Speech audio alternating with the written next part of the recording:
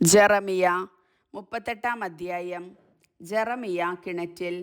മത്താൻ്റെ പുത്രൻ ഷെഫാത്തിയ, പാഷൂറിൻ്റെ പുത്രൻ ഗദാലിയ, ഷെലമിയായുടെ പുത്രൻ യൂക്കാൽ, മൽക്കിയായുടെ പുത്രൻ പാഷൂർ എന്നിവർ ജെറമിയ ജനത്തോട് ഇപ്രകാരം പറയുന്നത് കേട്ടു. കർത്താവ് അരുളി ചെയ്യുന്നു, ഈ നഗരത്തിൽ വസിക്കുന്നവരെല്ലാം വാളും ക്ഷാമവും പകർച്ചവ്യാധിയും വഴി മരിക്കും. എന്നാൽ കൽദായരുടെ അടുക്കലേക്ക് പോകുന്നവർ ജീവിക്കും. കൊള്ള മുതലായി തീരുന്ന അവർക്ക് ജീവൻ നഷ്ടപ്പെടുകയില്ല. ഈ നഗരം ബാബിലോൺ രാജാവിൻ്റെ സൈന്യങ്ങളുടെ കയ്യിൽ ഏൽപ്പിക്കപ്പെടും. അവൻ അത് കീഴടക്കുകയും ചെയ്യും. കർത്താവ് അരുളി ചെയ്യുന്നു. അപ്പോൾ പ്രഭുക്കന്മാർ രാജാവിനോട് പറഞ്ഞു, ഇവനെ വധിക്കണം. ഇപ്രകാരമുള്ള വാക്കുകൾ കൊണ്ട് നഗരത്തിൽ അവശേഷിച്ചിരിക്കുന്ന സൈന്യങ്ങളെയും ജനങ്ങളെയും ഇവൻ നിർവീര്യരാക്കുന്നു. ജനത്തിന് നന്മയല്ല, നാശമാണ് ഇവൻ ആഗ്രഹിക്കുന്നത്. സെദക്കിയ രാജാവ് പറഞ്ഞു, ഇതാ അവൻ നിങ്ങളുടെ കൈകളിലാണ്. നിങ്ങൾക്കെതിരെ യാതൊന്നും ചെയ്യാൻ രാജാവിന് സാധിക്കുകയില്ലല്ലോ. അവർ ജെറമിയായെ കാവൽപ്പുരയുടെ മുറ്റത്തുണ്ടായിരുന്ന കിണറ്റിലേക്ക് ഇറക്കി. രാജകുമാരൻ മൽക്കിയായുടെ കിണർ എന്നറിയപ്പെടുന്ന അതിലേക്ക് അവനെ കയറിൽ കെട്ടിത്താഴ്ത്തി. കിണറ്റിൽ ചെളിയല്ലാതെ വെള്ളം ഇല്ലായിരുന്നു. ജെറമിയ ചെളിയിൽ താണു. അവർ ജെറമിയായെ കിണറ്റിൽ താഴ്ത്തിയെന്ന് കൊട്ടാരത്തിലുണ്ടായിരുന്ന എത്യോപ്യക്കാരനായ എബദ്മെലെക്ക് എന്ന ഷണ്ഡൻ കേട്ടു. രാജാവ് ബെഞ്ചമിൻ കവാടത്തിൽ ഇരിക്കുകയായിരുന്നു. എബദ്മെലെക്ക് കൊട്ടാരത്തിൽ നിന്ന് ഇറങ്ങിച്ചെന്ന് രാജാവിനോട് പറഞ്ഞു, യജമാനനായ രാജാവേ, ജെറമിയായെ കിണറ്റിൽ താഴ്ത്തിയ ഇവർ തിന്മ ചെയ്തിരിക്കുന്നു. അവൻ അവിടെ കിടന്ന് വിശന്നു മരിക്കും. നഗരത്തിൽ അപ്പം തീർന്നു പോയിരിക്കുന്നു. രാജാവ് എത്യോപ്യക്കാരനായ എബദ്മെലെക്കിനോട് കൽപ്പിച്ചു, നീ ഇവിടെ നിന്ന് 3 പേരെയും കൂട്ടിക്കൊണ്ട് ജെറമിയ പ്രവാചകനെ മരിക്കുന്നതിന് മുൻപ് കിണറ്റിൽ നിന്ന് കയറ്റുക.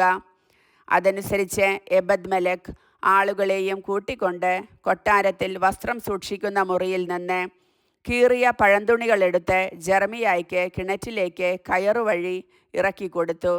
ഈ പഴന്തുണികൾ കക്ഷത്തിൽ വെച്ച് അതിനു പുറമെ കയറിടുക എന്ന് അവൻ ജെറമിയായോട് പറഞ്ഞു. ജെറമിയ അങ്ങനെ ചെയ്തു. അവർ ജെറമിയായെ കിണറ്റിൽ നിന്ന് കയറുകൊണ്ട് വലിച്ചു കയറ്റി.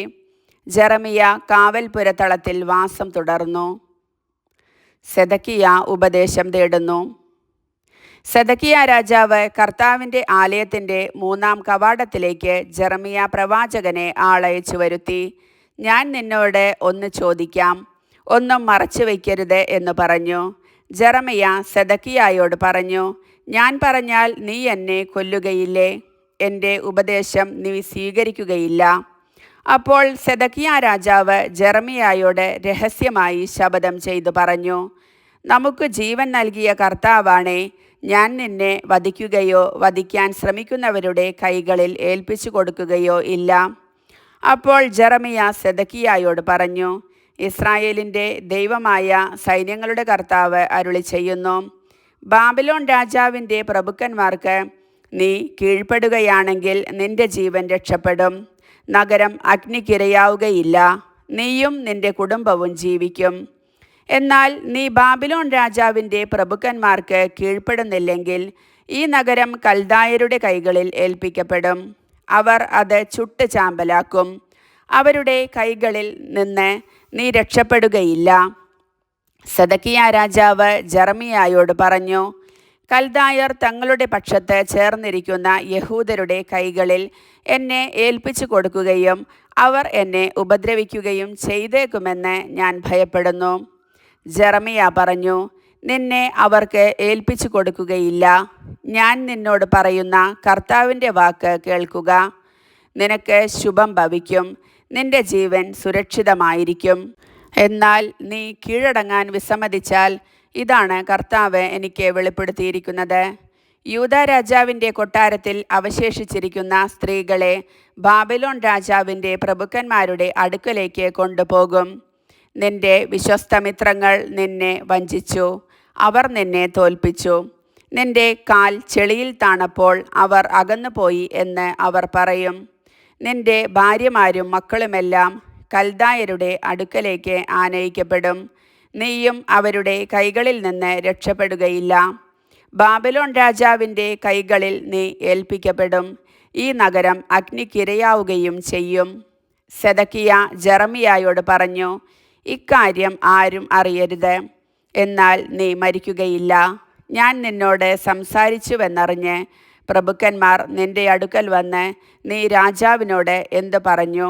രാജാവ് നിന്നോട് എന്തു പറഞ്ഞു?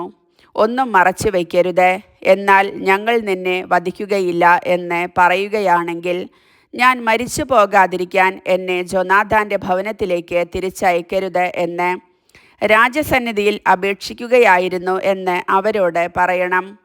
പ്രഭുക്കന്മാർ ഒന്നിച്ചുകൂടി ജെറമിയായെ ചോദ്യം ചെയ്തു. രാജാവ് തന്നോട് കൽപ്പിച്ചതുപോലെ ജെറമിയ അവരോട് പറഞ്ഞു. അവർ അവനെ വിട്ടുപോയി. എന്തെന്നാൽ രാജാവ് നടത്തിയ സംഭാഷണം മറ്റാരും കേട്ടിരുന്നില്ല. ജെറൂസലേം പിടിച്ചടക്കപ്പെട്ട നാൾ വരെ ജെറമിയ കാവൽപുരത്തളത്തിൽ വസിച്ചു. കർത്താവിൻ്റെ വചനം.